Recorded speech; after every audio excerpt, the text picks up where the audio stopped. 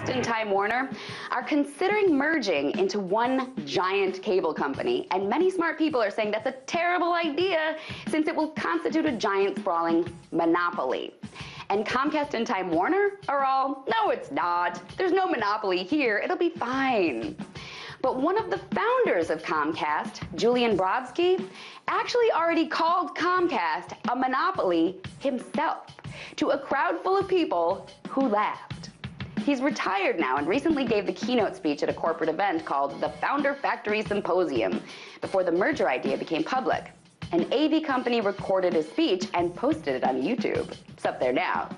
And in the speech, Brodsky actually says about Comcast, some parts of it were a natural monopoly.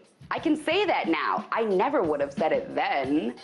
He meant that as a joke, as in I can call it a monopoly now because I'm retired, but I would have never called it a monopoly when I was working there. And the audience just laughs at his joke. In the speech, he says that Comcast grew to an enterprise value of about $150 billion by being obsessed with growth and taking advantage of opportunities to buy up all the competition. When someone in the audience asks him if he had any regrets, he said that he regrets not buying every single cable system he could have. He says a lot of outrageous stuff that just smacks of a monopolistic mindset. But he doesn't say any of this maliciously. He says it all very nicely, like it was all just good business.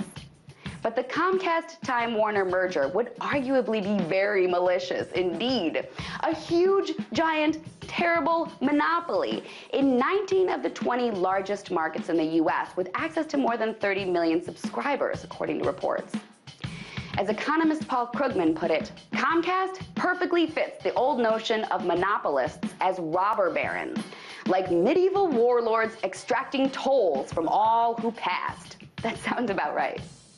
Even ex-FCC Commissioner Michael Kopf said, "This is just such a far-reaching deal. It should be dead on arrival when it gets to the Department of Justice and the Federal Communications Commission for approval." But regulators probably will approve the deal because the U.S. government caters to the needs of big business, not to the needs of the people it governs. It's almost as if they think they're playing around with just a lot of monopoly money. Tonight, let's talk about that by following me on Twitter @TheResident.